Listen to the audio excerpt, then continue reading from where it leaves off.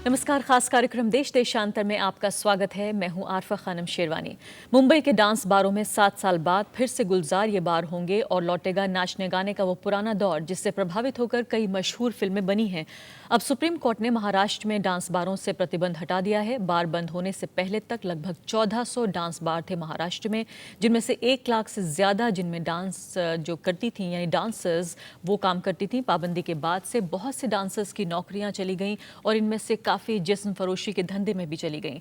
मुंबई की night life का अहम हिस्सा रहे डांस बारों में रौनक तो लौटी है, लेकिन साथ में कई सवाल भी लौटे हैं। जिस तरह से नैतिकता के कई सवाल सरकार के जरिए उठाए गए थे, लेकिन बार बंद होने के 7 साल के अंदर भी उनको कोई ऐसी नौकरियां नहीं दी गई इन लोगों को जो डांस बारों पर निर्भर थे, जिससे उनको रिप्लेस किया जा सकता। जी हाँ, हम कोशिश करेंगे इस पूरे मुद्दे की पड़ताल करने की अगले 30 मिनट में, लेकिन पहले ये रिपोर्ट। 7 सालों से देश की आर्थिक राजधानी मुंबई में बार डांस पर लगे बैन को कोर्ट ने हटा लिया है। करीब 8 साल से बंद पड़े महाराष्ट्र के बार एक बार फिर लोगों के मनोरंजन के लिए खुल जाएंगे। महाराष्ट्र सरकार की याचिका को मुख्य न्यायाधीश अल्तमस कबीर और न्यायमूर्ति एस निज्जर की पीठ ने खारिज कर दिया है और अप्रैल 2006 में डांस बार पर महाराष्ट्र सरकार के आदेश को असंवैधानिक करार दिया है। गौरतलब है कि 2005 में महाराष्ट्र सरकार ने बॉम्बे पुलिस एक्ट में संशोधन करके 3 सितारा होटलों से नीचे के सभी बियर बार और रेस्तरां में डांस पर रोक लगा दी थी। इस रोक के लगने के बाद लगभग 75,000 बार डांसरों का रोजगार उनसे छिन गया था। माना जाता है कि इनमें से 68% बार डांसर अपने घर की इकलौती कमाने वाली सदस्य थी। महाराष्ट्र सरकार की दलील थी कि उसने समाज में फैल रही अश्लीलता की वजह से बार डांस पर रोक लगाई है, लेकिन बार बंद होने के 7 साल बाद भी सरकार ने इन डांसरों की रोजी रोटी के लिए कोई बेहतर इंतजाम नहीं किए। ऐसे में नैतिकता की ये दुहाई कितनी जायज है? Bureau report, Rajya Sabha TV. मेरे साथ इस गंभीर मसले पर बातचीत करने के लिए कई खास मेहमान मौजूद हैं। सबसे पहले स्टूडियो में मेरे साथ हैं राना सिद्दीकी जमा, जो कि फिल्म क्रिटिक हैं द हिंदू अखबार की। मेरे साथ अनवर जमाल हैं, इंडिपेंडेंट फिल्म मेकर हैं, कई बेहद मशहूर फिल्में उन्होंने बनाई हैं। इसके अलावा रंजना कुमारी हैं, जो कि महिला कार्यकर्ता हैं, महिला अधिकारों की बात करती हैं। और इसके अलावा मेरे साथ 2 खास लोग मुंबई से भी फोन लाइन पर मौजूद होंगे। मनजीत सिंह सेठी हैं, फॉर्मर प्रेसिडेंट हैं fight for rights of bar owners association Maharashtra, और साथ ही सुभाष घई, जाने माने मशहूर फिल्म मेकर, वो भी मेरे साथ फोन लाइन पर होंगे। सबसे पहले अनवर जमाल साहब, अगर आपसे मैं शुरुआत कर सकूं, 2 धड़ों में बढ़ गया है इस वक्त समाज को, अगर हम देखें या फिर फिल्म क्रिटिक्स को हम देखें या फिर हम देखें वो लोग जो कि मुंबई के वासी हैं, महाराष्ट्र के वासी हैं। कुछ लोग इसको सपोर्ट करते हैं और कुछ अपोज कर रहे हैं। आप किस तरफ खड़े हैं? देखिए, जो लोग नैतिकता की दुहाई दे रहे हैं ना, तो वो मैं ये समझता हूँ उसको 2 अलग अलग चश्मों से नहीं देखा जा सकता। उसको मैं ऐसे देखता हूँ कि 3 सितारा होटल जो जा सकता है और 5 सितारा होटल में जो जा सकता है, उसके पास चूँकि पैसे हैं और उसको वो सब कुछ देखने और करने का अधिकार है, और उससे नीचे वाले जिसको हम अगर वर्किंग क्लास कह लें, जो आज की तारीख में हालत है, जितने भी 70-75 हज़ार की संख्या आई है, तो मेरे पास पैसे हैं और मैं कुछ भी करने के लिए स्वतंत्र हूँ। मेरे पास एक BMW ख़रीदने के पैसे हैं तो ये मेरा अधिकार है, जैसे कि मैं फुटपाथ पे गाड़ी ले जा कर के 4 लोगों को दबा सकता हूँ। तो उसी डेमोक्रेसी में, उसी लोकतांत्रिक प्रक्रिया में 2 अलग अलग तरीक़े से हम नैतिकता की दुहाई नहीं दे सकते। और भारत का संविधान जो है वो मुझे लगता है वो सबके लिए बराबर एक होना चाहिए, जिसके लिए संविधान बना है। तो इसमें तो मैं बिल्कुल इसके पक्ष में नहीं हूँ कि 2 अलग अलग धड़े जो हैं वो 2 अलग अलग बात करें। और जहाँ तक सुप्रीम कोर्ट का जो जजमेंट है, असल में वो बेरोज़गारी से ज़्यादा इस बात पर है, क्योंकि अनुच्छेद 19 के हिसाब से जहाँ तक मैंने पढ़ा है, रोजगार का हक है। हाँ, तो उस पर उनके राइट्स को लेकर के इतनी चर्चा नहीं हुई, क्योंकि महाराष्ट्र गवर्नमेंट ने उसके बारे में बहस नहीं की है। लेकिन ये है कि भारत का संविधान ऐसा नहीं कर सकता कि 5 सितारा और 3 सितारा तो चलते रहें और आपके न्यू ईयर की पार्टी जो हैं वो 10-10 हज़ार और 1-1 लाख के टिकट पर चलती रहें। आपके आइटम सॉन्ग जो हैं वो पूरी पिक्चरों में चलते रहें, जाने चाहिए। बिल्कुल, आप ही कह रहे हैं। हाँ। जी डांस बार। राना से देखिए, बताइए कि क्या समस्या है अगर कोई महिलाओं का नाच देखना चाहता है, नृत्य देखना चाहता है, जिसके पास पैसा है, अनवर जमाल कह रहे हैं, वो 5 स्टार होटल में जा सकता है, तो फिर डांस बारों में क्यों नहीं देख सकते लोग? जिस तरह सुप्रीम कोर्ट ने खुद अपने ऑर्डर में ये कहा है, जजमेंट में ये कहा है कि जब अमीरों को ये हक है कि वो मनोरंजन कर सकें, तो गरीबों को क्या परेशानी है? बात यहाँ पर अमीर और गरीब की है ही नहीं। बात यहाँ पर इस बात की है कि उनका प्रोटेक्शन लेवल कितना ज़्यादा हाई है। अगर आप 5 स्टार्स में जाते हैं तो वो एक प्राइवेट इंस्टीट्यूट उसको मैनेज कर रही है। गवर्नमेंट ने सिर्फ आपको इजाज़त दी है कि आप 5 स्टार होटल बना लें, उसके बाद की सारी मैनेजमेंट जो है बहुत बेहतरीन तरीके से होती है। यहाँ पर सिर्फ सेफ्टी की बात हो रही है, यहाँ नज़रों के प्लेजर की बात हो ही नहीं रही। और दूसरी बात, अगर आप शीला की जवानी या इस तरह के सॉन्ग्स अगर वो लड़कियाँ बार डांसर्स आके करती हैं तो जो आकर देखने वाले लोग हैं they can grab them, they can have them. और प्रॉब्लम यह है कि इंटॉक्सिकेटेड होकर शराब पीकर उस इनएब्रिएटेड स्टेज में आप करेंगे क्या? आप जाहिर है उसी स्टेज पर जाएंगे जिस स्टेज को ह्यूमैनिटी की सबसे बदतर स्टेज कहा जाता है। तो मेरे लिहाज से मैं ये मानती हूँ काफी महत्वपूर्ण आप बात कह रही हैं कि उनकी जो सुरक्षा है जो बार डांसर्स हैं उसको लेकर किस तरह से ये फर्क शायद हो सकता है एक 3 स्टार में 5 स्टार में और जो बार में डांस करती हैं वो लड़कियां। लेकिन इसके अलावा जो बात इक्वालिटी की कही गई है कोर्ट के जरिए कि बराबरी का हक है एक अमीर आदमी को गरीब आदमी को भी, लेकिन जो पाया गया है वो ये कि इन 7 सालों के दौरान जो बार डांसर्स थी वो और ज्यादा वैश्यवृत्ति के धंधे में चली गई। यही सबसे ज़्यादा तकलीफ की बात है Arfa. Problem is they should have provided an alternative employment to the people before they closed it. पहले आप एक ऑल्टरनेट उनको दे देते, चाहे आप स्किल में लगा देते या आप उनको सेल्स कर बनाते या किसी और अच्छे डिग्निफाइड धंधे में अगर आप उनको लगाते तो जाहिर सी बात है वो लड़कियां ना प्रोस्टिट्यूशन में जाती, ना कुछ लोगों ने सुसाइड कमिट किया, ना वो करती। आप ऑल्टरनेट देते नहीं हैं, उसके बाद बंद कर देते हैं, फिर मोरालिटी के दुहाई देते हैं। आप मॉरल पुलिसिंग की बात करते हैं कि शायद गवर्नमेंट को मॉरल पुलिसिंग नहीं करनी चाहिए। क्यों नहीं करनी चाहिए? सऊदी अरब में भी तो होता है, सारी अरब कंट्रीज़ में होता है। वहाँ पर अगर मॉरल पुलिसिंग ना हो तो आज के ज़माने में वहाँ बहुत कुछ हो, क्योंकि वहाँ सारी नेशनलिटीज़ को लोग वहाँ पर जाते हैं। लेकिन सबसे बड़ा सवाल ये है कि क्या ये सरकार का काम है कि वो नैतिकता की जो चादर है वो जनता को पहनाए? क्या उसका असली काम ये है? ये भी बड़ा सवाल है। मेरे साथ मंजीत सिंह सेठी जो कि फॉर्मर प्रेसिडेंट हैं fight for rights of bar zonal association, वो फोन लाइन पर मौजूद है मुंबई से। मंजीत सेठी, ये बताइए कि कई बार सवाल उठते रहे हैं, खुद जो बार बालाएं जिनको हम कहते हैं या बार डांसर्स जिनको हम कहते हैं उनकी सुरक्षा को लेकर, और हम जानते हैं कभी कभी उनके साथ बहुत ज़बरदस्ती की गई है। आपको नहीं लगता कि ठीक से चूंकि रेगुलेट नहीं किया गया जब ये चलते थे बार्स, इसकी वजह से ये नौबत आई थी? देखिए, सबसे पहले मैं आपको थोड़ा करेक्ट कर दूं कि I am not former president, I am still the president of the association. जी, आप मौजूदा प्रेसिडेंट हैं, ठीक है जी। And I am the petitioner also. जी जी। ये जो बात कही गई बच्चों के साथ कहीं भी जबरदस्ती होती थी, मैंने ये प्रेस बार जो है कम से कम, और हम इतनी ज्यादा जितनी इनकी ज्यादा हिफाजत हम करते थे फैसला वाले कभी कर ही नहीं सकते। मैं उसकी छोटी सी मिसाल आपको देता हूँ कि हम लड़की को घर से लाना और लड़की को घर से ये हमारी जिम्मेदारी होती थी। अगर हम टैक्सी में देखते हैं तो टैक्सी वाले का नंबर, उसका एड्रेस, उसका आई कार्ड, ये हमारे पास डिटेल होती थी फाइल के अंदर। लड़कियों को जहाँ 2 टाइम एक टाइम मतलब प्लस अगर रेस्टोरेंट के अंदर इनके साथ कोई छेड़खानी की उसके लिए हम पर्सनली बिल्कुल वहाँ प्रेजेंट रहते थे। हमने हमारे यहाँ कभी भी आज तक, आप पिछले साल के रिकॉर्ड में भी मेरे अपने रेस्टोरेंट की मिसाल में आपको देता हूँ, एक भी पुलिस केस ऐसा एक भी कंप्लेंट नहीं है या किसी ने छेड़खानी की है। मंजीत सिंह सेठी, आप दावा ये कर रहे हैं कि दरअसल जो उनकी सुरक्षा की जहां तक बात है, आप बहुत अच्छे तरीके से उनकी सुरक्षा करते थे और आपका कहना है कि आई कार्ड भी उनके पास होते थे। लेकिन मंजीत सिंह सेठी, इसके अलावा कई बार सवाल ये उठे हैं कि खुद जो बार ओनर्स हैं वो कई तरह के जुर्म में लिप्त होते थे। वो खुद औरतों को, लड़कियों को जो छोटे शहरों से, छोटी जगहों से आती थी, खुद प्रोस्टिट्यूशन के धंधे में बेचते थे, और कहीं ना कहीं ये बात एक ऐसे स्तर तक आ चुकी थी जहाँ सरकार को एक्शन लेना पड़ा। मैं इस चीज का जवाब दूं कि राइट फ्रॉम सुशील कुमार शिंदे साहब जब सीएम थे और लास्ट हमारे लास्ट इलेक्शन, मैंने हर सीएम को, हर सीपी को वक्त से वक्त ये लेटर्स लिखी है कि ये जो नॉनसेंस जॉइंट बिल की आप बात करते हैं, ये इनको हम पिकअप जॉइंट कहते हैं।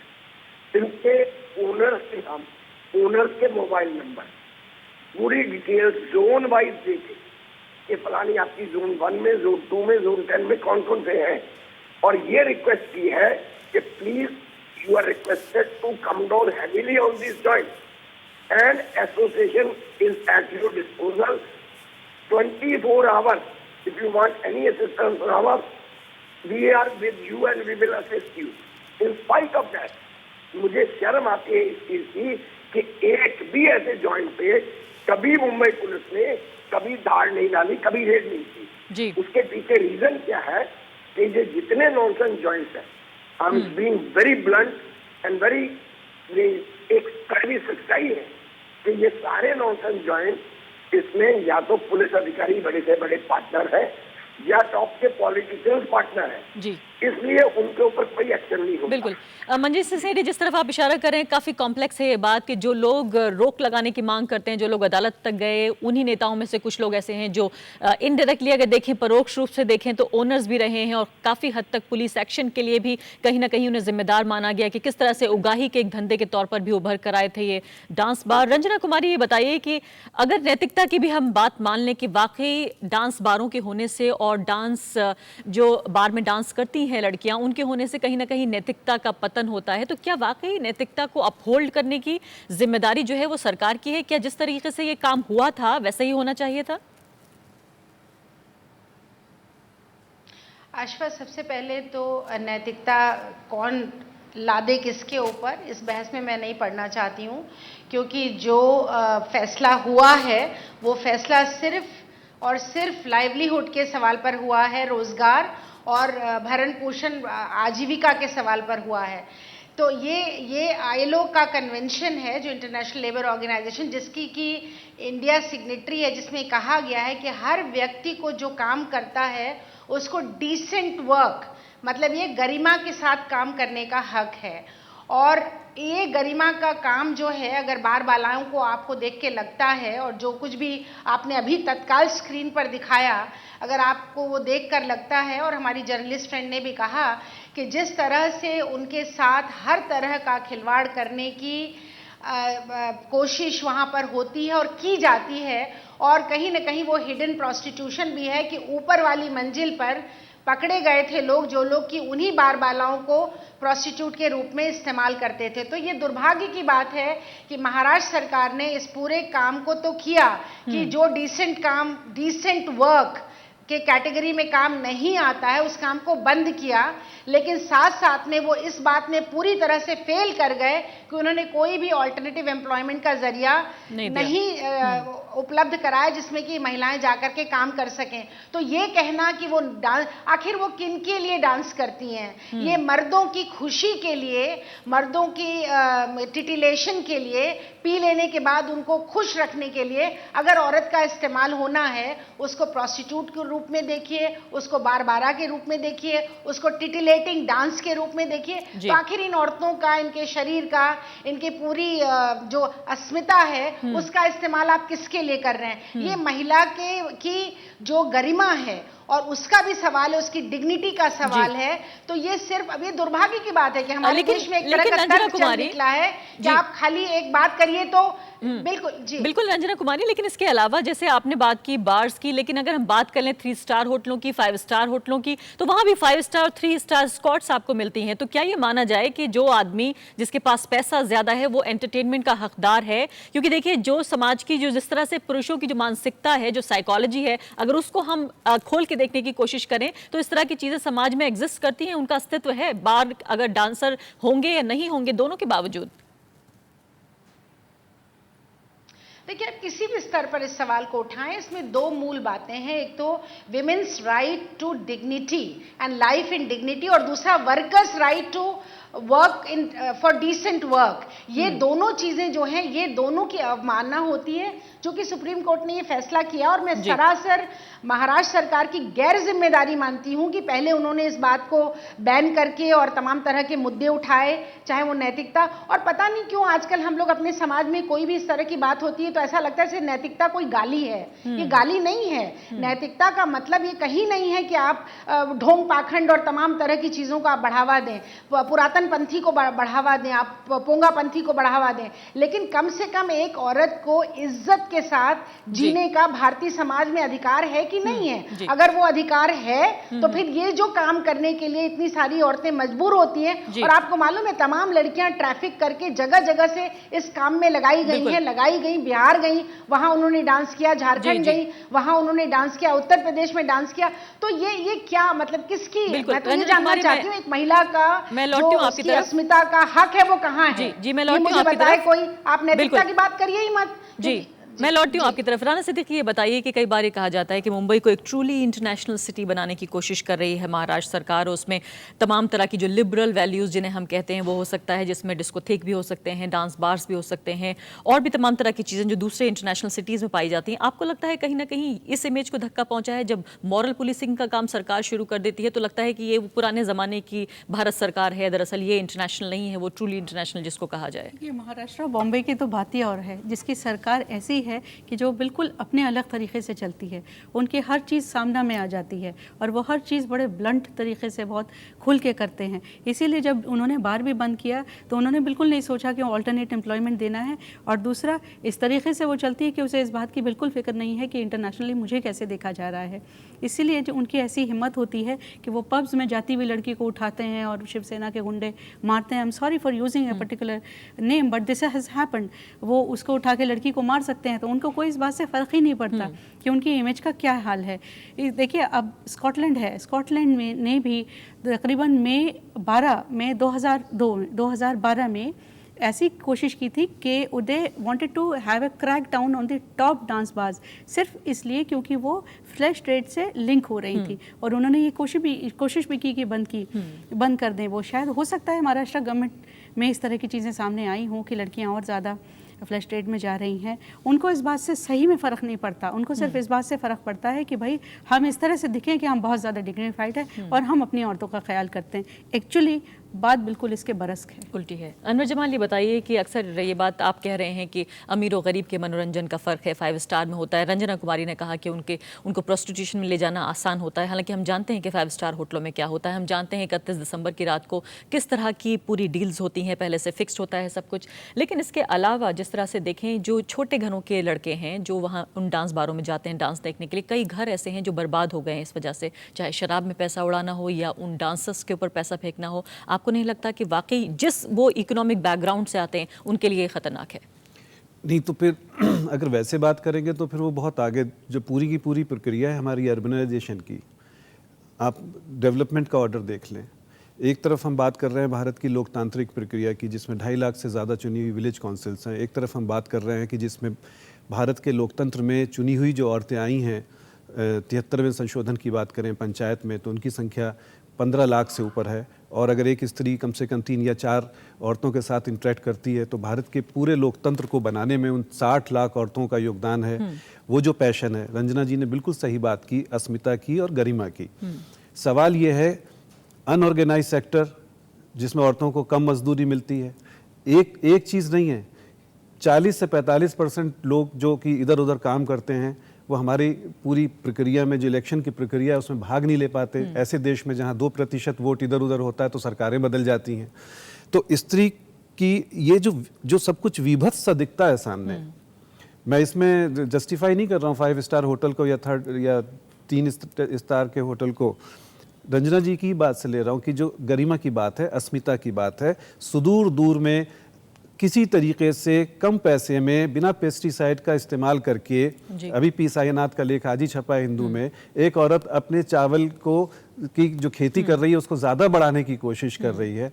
मुझे लगता है कि जो पूरे लोकतंत्र की इस प्रक्रिया में जिनकी बात होनी चाहिए वो मजबूर औरतें हैं सारी की सारी। जो हम जितनी बात कर रहे हैं कि 75,000 हैं और वो बेरोजगार हैं, बेरोजगारी का संबंध राष्ट्रीय पॉलिसी से होना चाहिए। वो देश की सरकार या राज्य की सरकार, उसकी नैतिक जिम्मेदारी है सबसे पहले वो करे।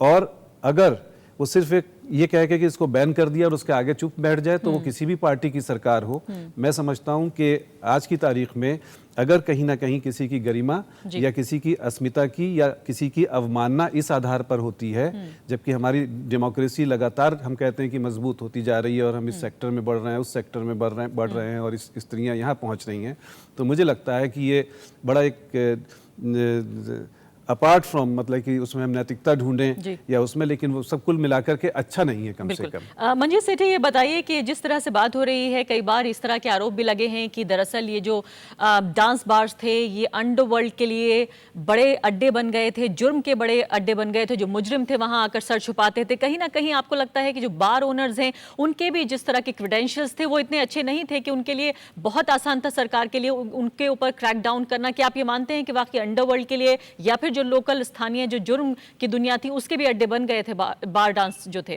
Dance bars?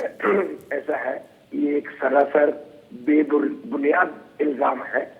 मैंने 20 साल डांस बार चलाया है, मैं 54 ईयर से बॉम्बे में रहता हूँ। सबसे पहली बात ये है कि हम 32 साल इंडस्ट्री चलाते हैं, डिपार्टमेंट से 18 किस्म के लाइसेंसेस लेके। 32 साल अगर आप 18 किस्म के लाइसेंस इश्यू हमें करते रहे हैं, तो 14 अगस्त 2005 को ओवरनाइट हम क्रिमिनल बन गए। आपने सारे के सारे बार जो है बैन कर दिए। तो ये इसका मकसद ये हो गया कि जब आप लाइसेंसेस इश्यू कर रहे थे तो आप इलीगल जॉइंट्स को लाइसेंस इश्यू कर रहे थे। उस वक्त इनकी नैतिकता कहाँ थी? और जो अंडरवर्ल्ड के एलिमेंट्स की बात है, तो अगर इनको ये लगता था कि अंडरवर्ल्ड एलिमेंट्स हमारे यहाँ आके बैठते हैं, तो मैंने उस वक्त भी कहा था कि इससे बढ़िया तो पुलिस के लिए कोई चीज ही नहीं है।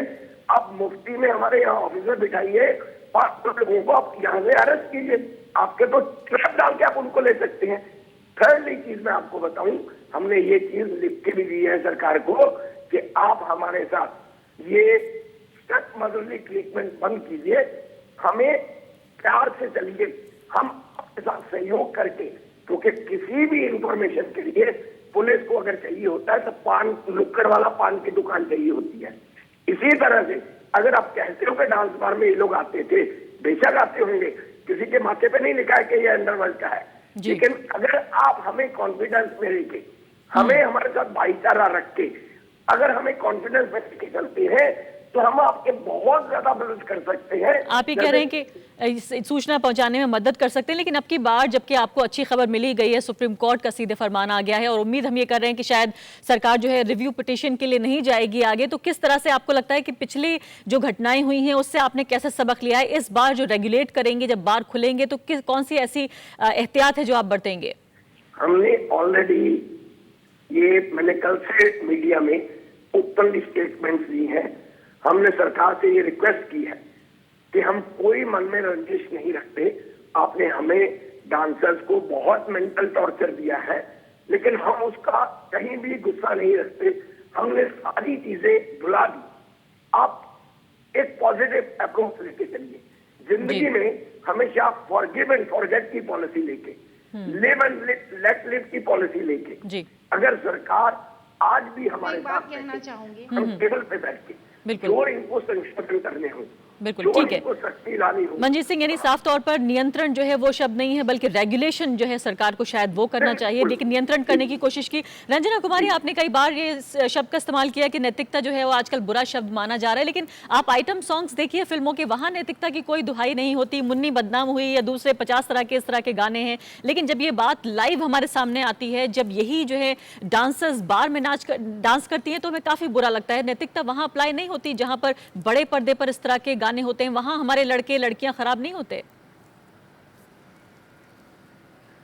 नहीं, इसमें खराब होना और अच्छे होने का सवाल नहीं है। सवाल ये है कि ये कौन सी कला है या ये कौन सी हायर लेवल ऑफ सेंसिटिविटी है, जिसको कहते हैं ना कि समाज के अंदर आप पूरे समाज के सोच को, उसके अंदर पनप रही जो कला के प्रति उसका जो सोच है, उसको आप एक ऊंचे स्तर पर ले जा रहे हैं। ये तो आप नहीं कर रहे हैं। आप डांस करने वाली जो भी, ये चाहे फिल्म में हो, चाहे वो डांस बार में हो, चाहे ये जो तरह तरह के शरीर के झटके लटके होते हैं, तो ये क्या होते हैं? एक तरह से ये बड़े सेक्सुअल ओवरटोन होता है कि वो एक 2-2 साल कमोडिटी, सुनिए तो सही, डांसर्स का ये कहना है कि वो 1-2 साल ट्रेनिंग करती हैं इस डांस करने से पहले।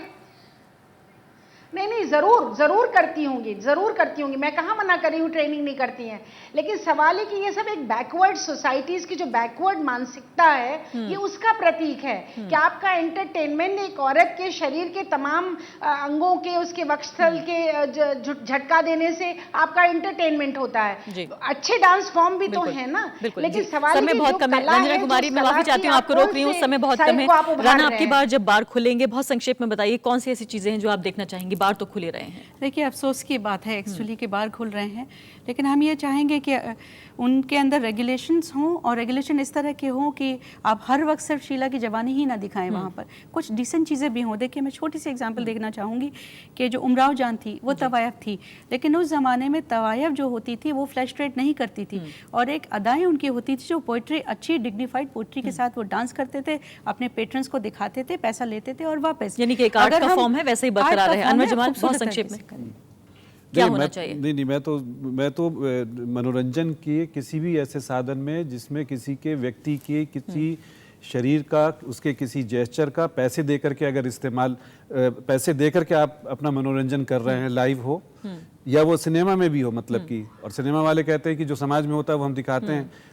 बड़े शहरों में देख लीजिए, हर middle class, lower middle class माएँ जो अपने बच्चों को, छोटे छोटे बच्चों को वो आइटम सॉन्ग की ट्रेनिंग छुट्टियों में जाकर के सब, तो जिस तरीके का पूरा कंस्ट्रक्शन है वो बड़ा विभत्स सा है, और उसमें मुझे नहीं लगता कि किसी एक पे उंगली रखना होगा। वो पूरा जो डेवलपमेंट का ऑर्डर है और जिस तरीके से, जिस जगह पे सारी की सारी, मुझे लगता है कि इट नीड से बड़ी एक डिबेट जरूरी है, और हम उसको इस तरह से देखें। मैं तो इसके पूरे, मतलब मैं पक्ष में नहीं हूँ। बहुत बहुत शुक्रिया आपका अनवर जमाल साहब, राना सिद्दीकी, रंजना कुमारी और मनजीत सिंह सेठी।